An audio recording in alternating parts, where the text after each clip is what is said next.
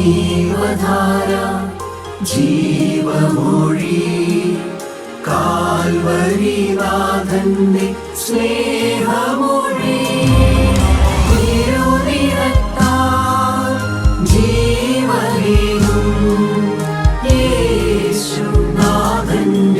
ജീവമൊഴി ജീവധാര ജീവധാര ജീവധാര.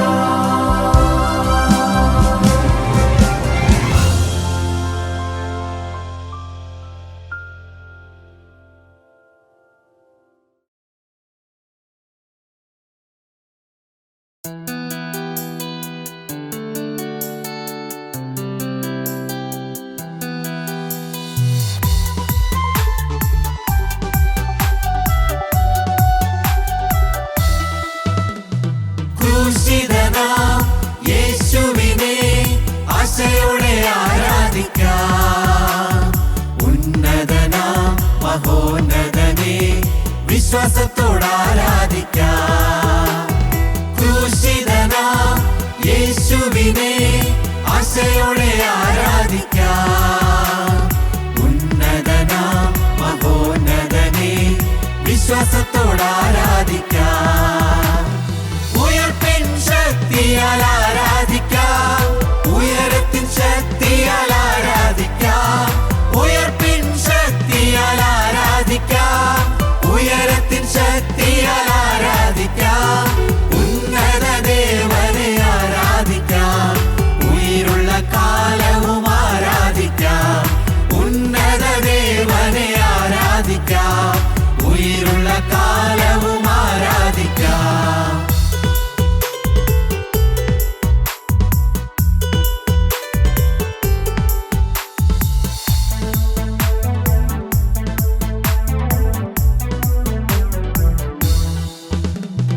ആദിയിൻ നേരത്തിലും മഹാവ്യാധിയിൻ കാലത്തിലും ആശ്വാസം നൽകിടും താൻ ആമോദമേകിടുമേ. ആദിയിൻ നേരത്തിലും മഹാവ്യാധിയിൻ കാലത്തിലും ആശ്വാസം നൽകിടും താൻ ആമോദമേകിടുമേ. ആപത്തു നേരത്തിലും ശോകവേളയിലും ആശ്രയമേകിടുമേ. ആനന്ദം നൽകിടുമേ. ആശ്രയമേകിടുമേ. ആനന്ദം നൽകിടുമേ. ഉയർപ്പിൻ ശക്തിയാൽ ആരാധിക്കാം. ഉയരത്തിൻ ശക്തിയാൽ ആരാധിക്കാം. ഉയർപ്പിൻ ശക്തിയാൽ ആരാധിക്കാം. ഉയരത്തിൻ ശക്തിയാൽ ആരാധിക്കാം. ഉന്നത ദേവനെ ആരാധിക്കാം. ഉயிருള്ള കാലവും ആരാധിക്കാം. ഉന്നത ദേവനെ ആരാധിക്കാം. ഉயிருള്ള കാലവും ആരാധിക്കാം.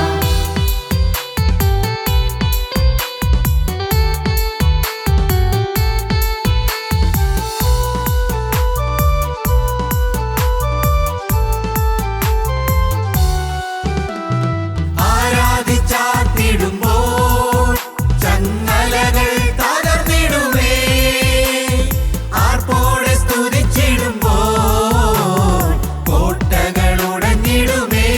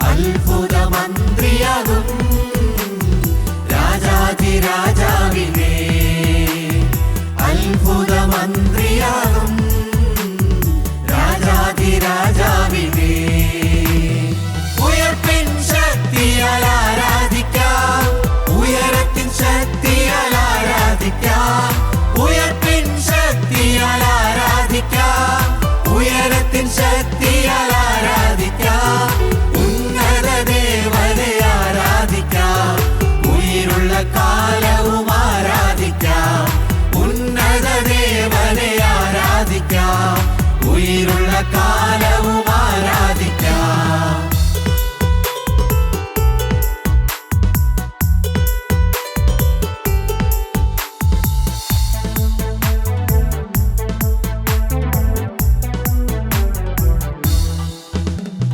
മരണത്തിൻ പാശങ്ങളെ മരണത്താൽ ജയിച്ചവനെ മഹത്വനാദത്തോടെ മഹിമയിൽ വരും നാഥനെ.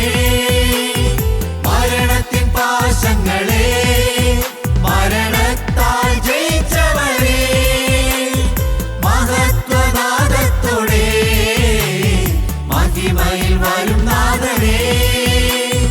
മധ്യാകാശവരവിൽ മതിമറന്നാനന്ദിപ്പാൻ മഹിയിൽ ആരാധിക്കും ഞാൻ, മതിമറന്നാരാധിക്കും, മഹിമയിൽ ആരാധിക്കും ഞാൻ, മതിമറന്നാരാധിക്കും.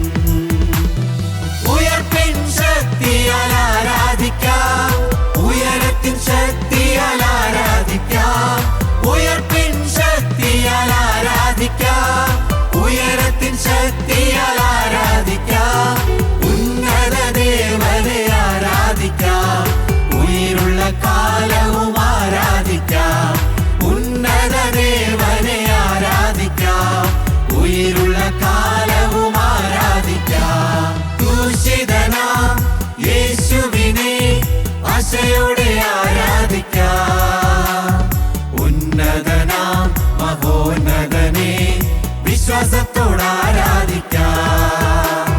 ക്രൂശിതനാം യേശുവിനെ ആശയോടെ ആരാധിക്കാം, ഉന്നതനാം മഹോന്നതനെ വിശ്വാസത്തോടെ ആരാധിക്കാം. ദൈവത്തിന് സ്തോത്രം. ഗലാത്യ ലേഖനം 3:6 അബ്രഹാം ദൈവത്തിൽ വിശ്വസിച്ചു, അത് അവന് നീതിയായി കണക്കിട്ടു എന്നുണ്ടല്ലോ. അബ്രഹാം, പാപം ചെയ്തിട്ടുള്ള അബ്രഹാം, തെറ്റുകൾ പറ്റിയിട്ടുള്ള അബ്രഹാം ദൈവത്തെ വിശ്വസിച്ചു, അതവന് നീതിയായി കണക്കിട്ടു. ദൈവം അവന്റെ പാപത്തിന് കണക്ക് ചോദിച്ചില്ല.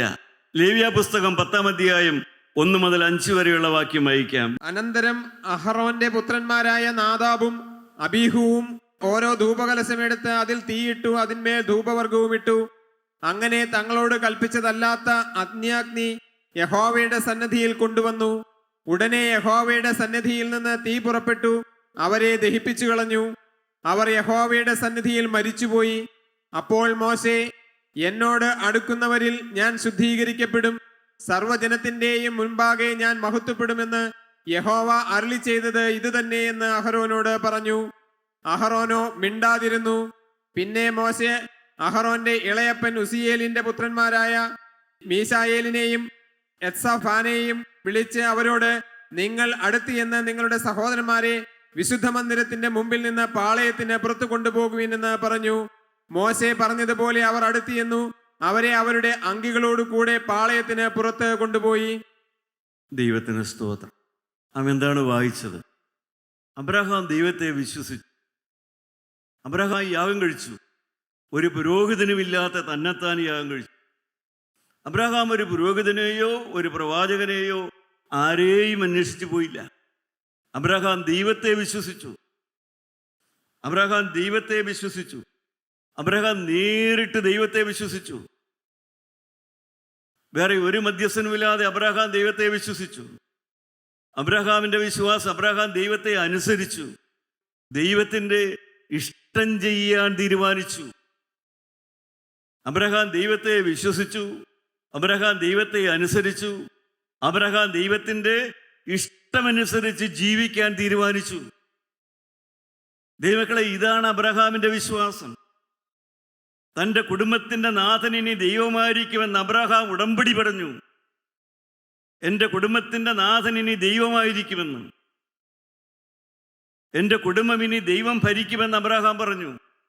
നിങ്ങളങ്ങനെ ഒരു തീരുമാനമെടുത്തിട്ടുണ്ടോ? എന്നെ മാത്രമല്ല, എൻ്റെ കുടുംബത്തെ ദൈവം ഭരിക്കും.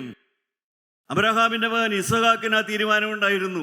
എൻ്റെ കുടുംബത്തെ ദൈവം ഭരിക്കും. ഇസ്ഹാക്കിന് 2 മക്കളുണ്ടായിരുന്നു. ഒരു മകൻ യാക്കോബിന് ആ തീരുമാനമുണ്ടായിരുന്നു. എൻ്റെ കുടുംബത്തെ ദൈവം ഭരിക്കും. ദൈവമക്കളെ, നിങ്ങൾക്ക് ആ തീരുമാനമുണ്ടോ? എൻ്റെ കുടുംബത്തെ ദൈവമാണ് ഇനി ഭരിക്കുക. അവൻ എൻ്റെ കുടുംബത്തിൻ്റെയും ദൈവമാണ്. എൻ്റെ കുടുംബത്തെ ഞാനല്ല ഭരിക്കുന്നത്, ദൈവമാണ് ഭരിക്കുന്നത്. പ്രിയപ്പെട്ടവരെ, എന്തൊരു വലിയ അനുഭവമാണ് അവർക്കെല്ലാം ലഭിച്ചത് അവരുടെ മക്കളിലൂടെ. കുടുംബത്തിൻ്റെ ദൈവമായിട്ട് ആ സത്യദൈവത്തെ തിരഞ്ഞെടുത്തപ്പോൾ എത്ര ശ്രേഷ്ഠമായ അനുഭവങ്ങളാണ് അവർക്കെല്ലാം ലഭിച്ചത്. ഇസ്ഹാക്കിനെ ലഭിച്ചു, അനുസരണമുള്ള ഇസ്ഹാക്കിനെ. അവിടെ നിന്ന് യാക്കോബിനെ. എല്ലാ മക്കളും അനുസരിച്ചില്ല. എല്ലാ മക്കളും ആ അപ്പൻ്റെ തീരുമാനത്തോടെ എല്ലാ മക്കളും വന്നില്ല. അപ്പൻ്റെ തീരുമാനത്തോട് ചേരാതെ വരാതെ മക്കള് നഷ്ടപ്പെട്ടു പോയി, മാറിപ്പോയി. പക്ഷേ അപ്പൻ്റെ ആ തെരഞ്ഞെടുപ്പിനോട് ചേർന്ന് വന്ന മക്കൾ അനുഗ്രഹം പ്രാപിച്ചു. ഇതെല്ലാം വേദപുസ്തകത്തിലെ ദൃഷ്ടാന്ത വചനങ്ങളല്ലേ? ദൈവമക്കളെ, ഇന്നും നടക്കുന്ന കാര്യമാണ്. ഇന്നും നിങ്ങൾ നിങ്ങളുടെ കുടുംബത്തിൻ്റെ ദൈവമായിട്ട് സത്യദൈവത്തെ യേശുക്രിസ്തുവിനെ തിരഞ്ഞെടുത്താൽ നിങ്ങൾ അനുഗ്രഹിക്കപ്പെടും. നിങ്ങൾ തിരഞ്ഞെടുക്കുന്ന ആ തിരഞ്ഞെടുപ്പിനോട് ചേർന്ന് വരുന്ന നിങ്ങളുടെ പിൽക്കാല തലമുറ അനുഗ്രഹിക്കപ്പെടും. ജീവനുള്ള ദൈവത്തെ തിരഞ്ഞെടുക്കുക. മറ്റൊന്നും എനിക്ക് പറയാനില്ല. എനിക്ക് വേറൊന്നും നിങ്ങളോട് പറയാനില്ല. സത്യദൈവത്തെ വിശ്വസിക്കുക, യേശുക്രിസ്തുവിൽ വിശ്വസിക്കുക. ആ ക്രിസ്തുവിനെ നിങ്ങളുടെ കുടുംബത്തിൻ്റെ നാഥനും രക്ഷകനുമായി നിങ്ങൾ തിരഞ്ഞെടുക്കുക. നിങ്ങളുടെ തലമുറയെ അത് തിരഞ്ഞെടുക്കാൻ നിങ്ങൾ പഠിപ്പിക്കുക. നിങ്ങളുടെ മക്കളും നിങ്ങളുടെ തിരഞ്ഞെടുത്ത തീരുമാനം നിങ്ങളുടെ മക്കൾ തിരഞ്ഞെടുത്താൽ അവരും അനുഗ്രഹിക്കപ്പെടും. അവരുടെ മേലും ദൈവാത്മാവ് വരും. അവരും കർത്താവിനാൽ അനുഗ്രഹിക്കപ്പെട്ടവരായി തീരും. ദൈവമക്കളെ, ഇതെല്ലാമാണ് നിസ്സാരനായ എൻ്റെയും അനുഭവം, അല്ലാതെ മറ്റൊന്നും ഒരു അനുഭവമല്ല.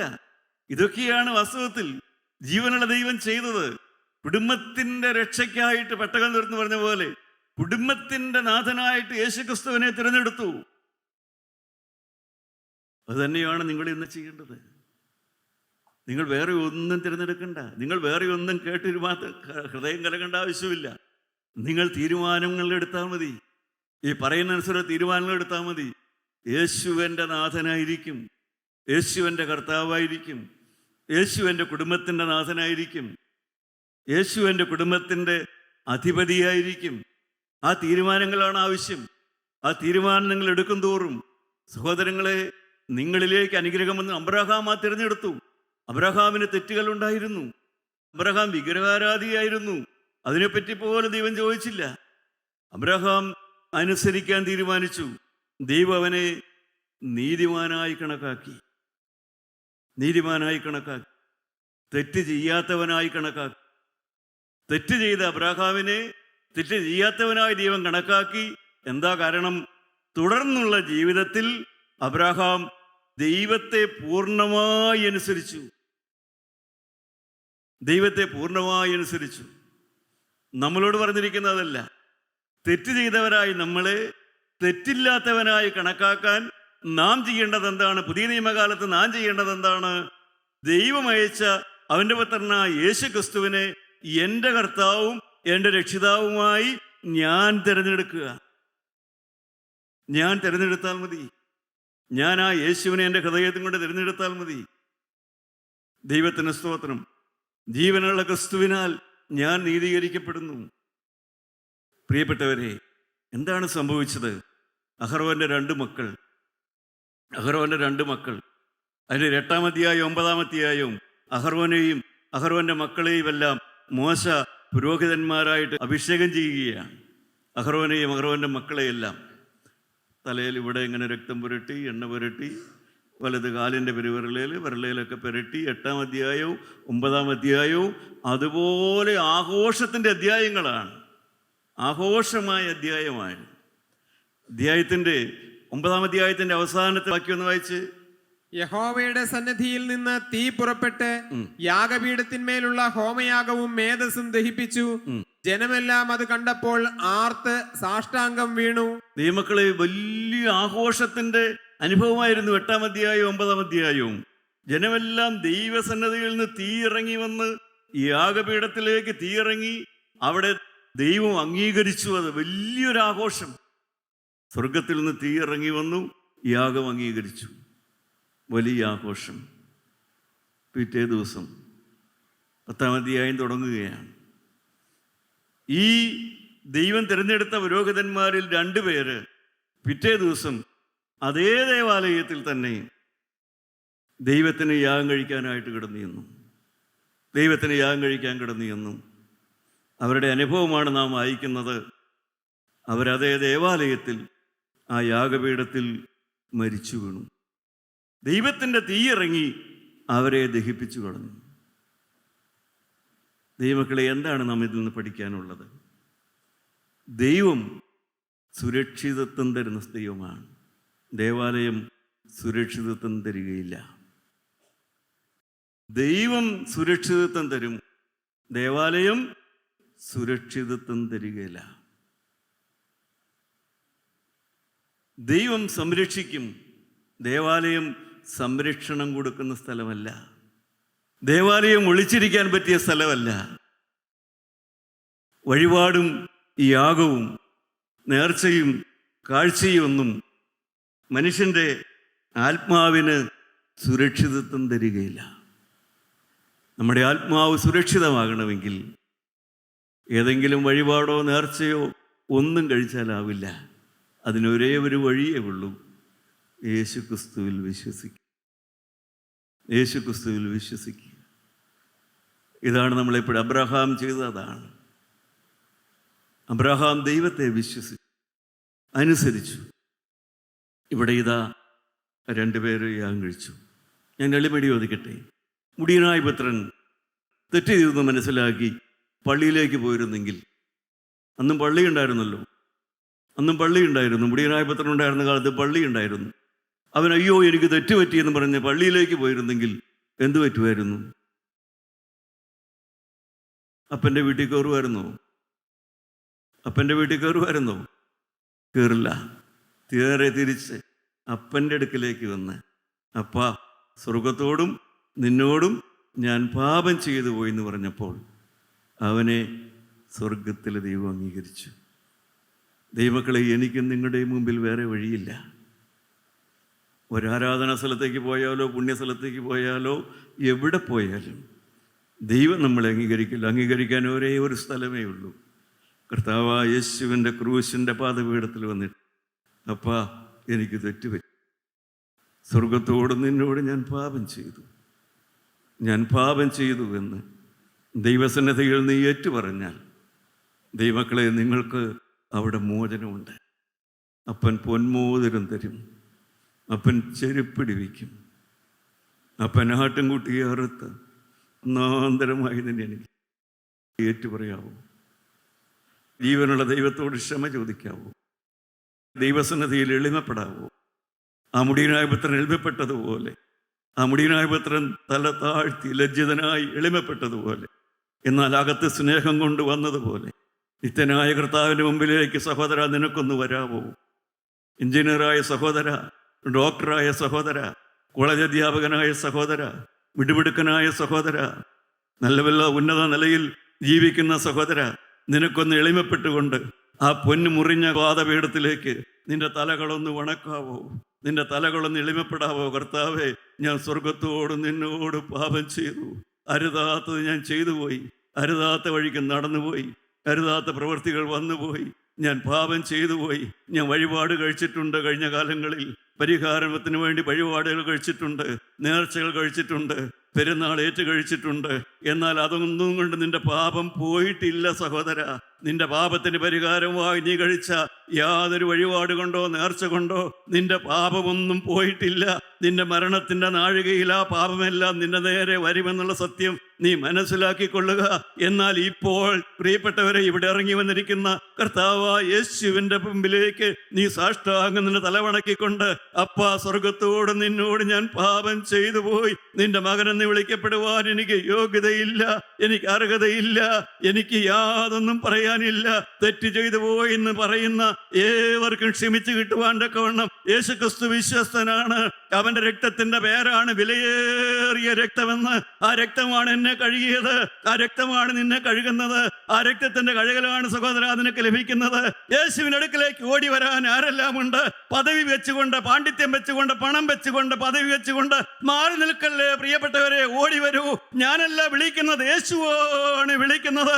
അബ്രഹാം തിരഞ്ഞെടുത്തു, അത് തന്നെ സക്കായിയും തിരഞ്ഞെടുത്തു. സക്കായി അബ്രഹാമിന്റെ മകനായിട്ട് മാറി. അബ്രഹാമിന്റെ മകനായി യേശുക്രിസ്തുവിന്റെ അനുഗ്രഹം പ്രാപിക്കാൻ ആരെല്ലാം മുന്നോട്ട് വരുന്നുണ്ട്? ആരെല്ലാം തീരുമാനമെടുക്കുന്നുണ്ട്? ഞാനും ഇതാ അബ്രഹാമിന്റെ മകനാണ്, വിശ്വാസികളുടെ മകനാണ്. ഞാനിതാ വിശ്വാസത്തിന്റെ വഴിയിലേക്ക് വരികയാണ്.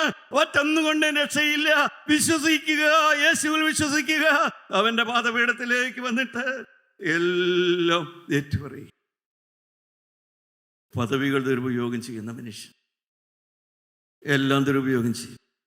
ഭർത്താവാക്കിയാൽ ആ പദവി ദുരുപയോഗം ചെയ്യും. ഭാര്യ പദവി കൊടുത്താൽ അത് ദുരുപയോഗം ചെയ്യും.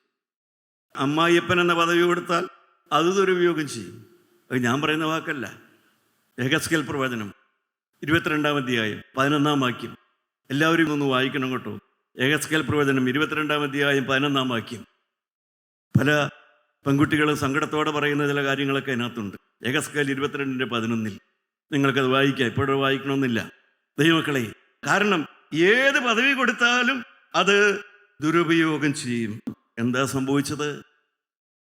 സന്തോഷത്തിന്റെ ആർപ്പോടുകൂടെ തീയിറങ്ങിയ ദേവാലയത്തിൽ നിന്ന് ദൈവകോപത്തിന്റെ തീയിറങ്ങി അതേ ദേവാലയത്തിൽ നിന്നതായ ആ പുരോഹിതന്മാര് ദഹിപ്പിച്ചു കളഞ്ഞു. ഈ വചനം പറയുന്ന ഞാൻ ആ തീയുടെ മുമ്പിലാണ് നിൽക്കുന്നത്. ദഹിപ്പിക്കുന്ന തീയുടെ മുമ്പിലാണ് ഞാൻ നിൽക്കുന്നത്. പാട്ടുപാടുന്ന സഹോദര, നീ നിൽക്കുന്നത് ആ തീയുടെ മുമ്പിലാണ്. വോളണ്ടിയർ ബാഡ്ജുള്ള പ്രിയപ്പെട്ടവനെ, ഈ ഫെലോഷിപ്പിന് വേണ്ടി വിരിച്ചൊരുക്കുന്നവർ, അടിച്ചൊരുക്കുന്നവർ, പ്രാദേശിക യോഗങ്ങൾക്കെല്ലാം നേതൃത്വം കൊടുക്കുന്ന എൻ്റെ പ്രിയപ്പെട്ടവരെ, ഞാൻ ഗൗരവത്തോടും സ്നേഹത്തോടും പറയട്ടെ, നിങ്ങളും ഞാനുമെല്ലാം ആ തീയുടെ മുമ്പിലാണ് നിൽക്കുന്നത്.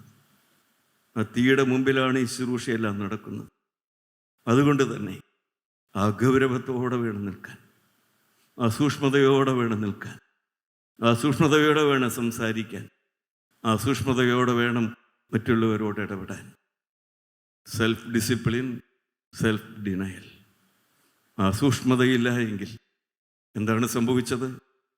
അവിടെ ഇതെല്ലാം സംഭവിച്ചു. 2 പുരോഹിതന്മാരവിടെ മരിച്ചു വീണു.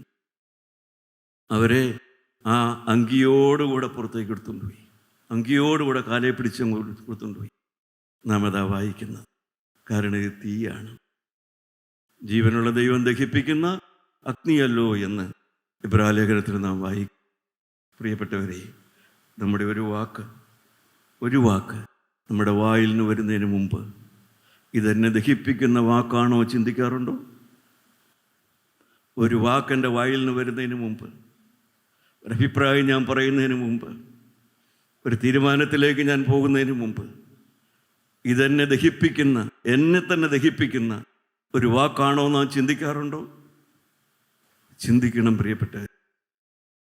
മനുഷ്യൻ പറയുന്ന ഏത് നിസ്സാര വാക്കിനും ന്യായവിധിയുടെ ദിവസത്തിൽ കണക്ക് കൊടുക്കേണ്ടി വരും.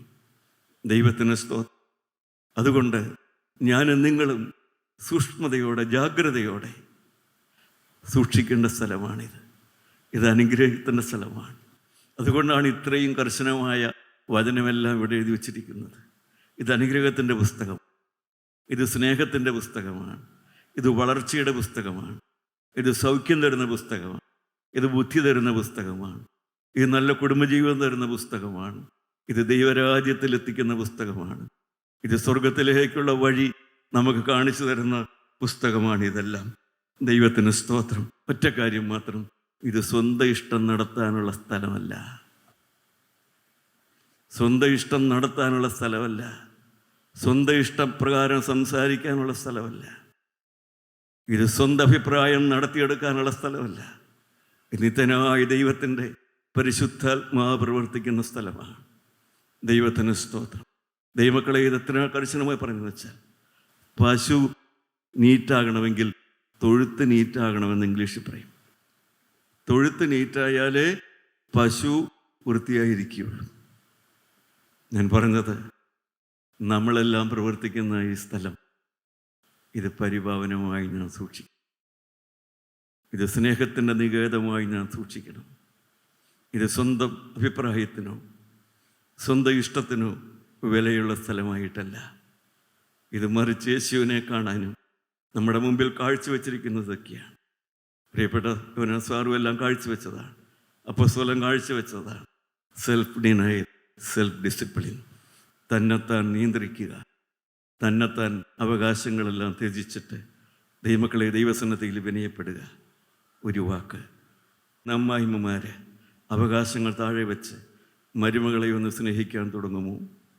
മരുമകൾ എല്ലാം ഒന്ന് താണിട്ട് രൂത്ത് അമ്മായിമ്മയെ സ്നേഹിച്ചതുപോലെ ഒന്നുകൂടെ സ്നേഹിക്കാൻ തുടങ്ങുമോ? ഇതുവരെ പരാജയപ്പെട്ടതായിരിക്കാം, എന്നാൽ ഇന്ന് നീ തീരുമാനമെടുത്താൽ ഇന്ന് നീ പരാജയപ്പെടുകയില്ല. ഇതുവരെ മദ്യപാനം നോക്കിയിട്ട് പരാജയപ്പെട്ട ദൈവവേദലേ, ഇന്ന് നീ തീരുമാനമെടുക്കൂ, നീ പരാജയപ്പെടുകയില്ല. ദൈവത്തിന് സ്തോത്രം. ഇന്ന് വരെ കോപം മാറാത്തവർ ഇപ്പോൾ തീരുമാനമെടുക്കൂ, നിങ്ങൾക്ക് കോപം മാറിക്കിട്ടും. ഹല്ലേലൂയ. ദൈവമക്കളെ, ഇതുവരെ നിയന്ത്രണാധീനമായി പോയ സകല ദൂഷ്യ സ്വഭാവങ്ങളും ഡ്രഗ്സോ ഡ്രിങ്ക്സോ എന്തുമാകട്ടെ, ഇപ്പോൾ നിങ്ങൾ തീരുമാനിക്കൂ, നിങ്ങൾക്കത് മാറിക്കിട്ടും പ്രിയപ്പെട്ടവരെ. കാരണം ഞാൻ എൻ്റെ ഇഷ്ടപ്രകാരം നിൽക്കുകയല്ല, ഞാൻ ഒരാളുടെ ദാസനായി നിൽക്കുകയാണ്. ഞാൻ യേശുവിൻ്റെ ദാസനായി നിൽക്കുകയാണ്. നിങ്ങളുടെയും ദാസനായി ഞാനിവിടെ നിൽക്കുകയാണ്. ഹല്ലേലൂയ. ദഹിപ്പിക്കുന്ന തീയാണിത്. ഇത് ആത്മാവിൻ്റെ തീയുള്ള സ്ഥലമാണ് ദൈവമക്കളെ. ഇതെൻ്റെ ഇഷ്ടത്തിനുള്ള സ്ഥലമല്ല, ഇത് യേശു ഇറങ്ങി വരുന്ന സ്ഥലമാണ്. അവൻ്റെ വചനം ഇറങ്ങിയിട്ടുള്ള സ്ഥലമാണ്. ഇത് തീ ഇറങ്ങിയിട്ടുള്ള രംഗമാണ്. ഹല്ലേലൂയ. അതുകൊണ്ട് തന്നെ ഇവിടെ നിൽക്കാൻ എനിക്ക് യോഗ്യതയില്ല. ഹല്ലേലൂയ. ദൈവമക്കളെ, എന്നേക്കാൾ ശ്രേഷ്ഠരായ, എന്നേക്കാൾ ഉന്നതരായ, എന്നേക്കാൾ വിശുദ്ധരായ ദൈവമക്കൾ നിന്ന ഈ സ്ഥലത്ത് ഞാൻ നിൽക്കുമ്പോൾ ഞാൻ ഈ വിളമ്പിയോടെ നിൽക്കുകയാണ്. ദൈവമേ, ദൈവകോപത്തിന്റെ തീയെ മുന്നിൽ കണ്ടുകൊണ്ടാണ് നിൽക്കുന്നത്. ദൈവകോപത്തിന്റെ ദൈവാനുഗ്രഹത്തിന്റെ തീ ഇറങ്ങി യാഗപീഠം കണ്ട് എല്ലാവരും ആഘോഷിച്ചപ്പോൾ ദൈവകോപത്തിന്റെ അതേ തീ തന്നെ അവിടെ തന്നെ ഇറങ്ങിയെങ്കിൽ ദൈവത്തിലെ എനിക്കും നിനക്കുമെന്ത്? ഇന്ന് നമുക്ക് വിനയപ്പെടാ, നമുക്ക് എളിമപ്പെടാ. ദൈവകോപത്തിൽ വെന്തരിഞ്ഞ നമ്മുടെ കരുണയുള്ള കർത്താവ് യേശു ക്രിസ്തുവിന്റെ രക്തത്തിൽ നമുക്ക് ശരണപ്പെടാ.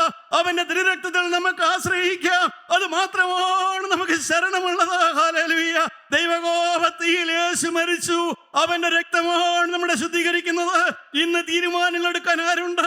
ഒരു പുതിയ സമർപ്പണം എടുക്കാൻ ആരുണ്ട്? ഹല്ലേലൂയ.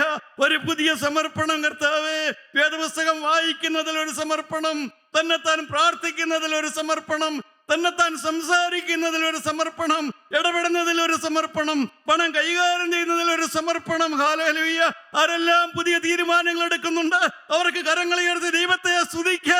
പുതിയ പുതിയ തീരുമാനങ്ങൾ എടുക്കുന്നവർക്ക് കർത്താവേ, ഇത് ദൈവകോപത്തിന്റെ സ്ഥലമാണ്, ഇത് അനുഗ്രഹത്തിന്റെ സ്ഥലമാണ്. ഞാനിതാ തീരുമാനിക്കുന്ന കർത്താവേ, ഞാൻ തിരുവചനം വായിച്ചു കൊള്ളാം, ഞാൻ ദൈവസന്നദ്ധിയിൽ ഇരുന്നു കൊള്ളാം, ഞാൻ സ്നേഹത്തോട് ഇടപെട്ടുകൊള്ളാം, ഞാൻ മടക്കി കൊടുത്തുകൊള്ളാം, ഞാൻ അന്യായം ചെയ്യുകയില്ല, ഞാൻ അശുദ്ധിയോട് പയർ പറയുന്നു. കർത്താവേ, ഞാനിതാ കൊള്ളരുതാത്ത വഴികളോട് യാത്ര പറയുന്നു. നമുക്ക് ദൈവത്തെ കരങ്ങളെ താഴ്ത്തിയിടുക. ജീവനുള്ള ദൈവമേ, ഈ തന്ന സമയത്തിനായി നിന്നെ സ്തുതി. ഈ മക്കളെ അനുഗ്രഹിക്കണമേ, പ്രാർത്ഥനകൾക്ക് മറുപടി കൊടുക്കണം. എല്ലാ പ്രിയപ്പെട്ടവരെയും കരങ്ങളിൽ ഏൽപ്പിക്കുന്നു. യേശു മൂലം പ്രാർത്ഥിക്കുന്നു. കൃപയോടെ കേട്ട് ഉത്തരം തരുമാറാകണമേ.